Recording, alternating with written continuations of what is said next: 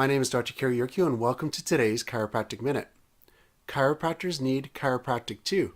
Yesterday I went into my chiropractor to get my neck checked, my mid-back and low back. He adjusted all three areas, and in particular the neck adjustment made the biggest difference because I could feel the tension come out immediately, the nerve and the blood flow improve. It just felt great. You would think as a chiropractor we should be able to adjust ourselves, but we just can't get the hands in the right position, the right amount of force, and do the right type of assessment for that. So if you haven't had an adjustment before, I highly encourage you to go see a chiropractor.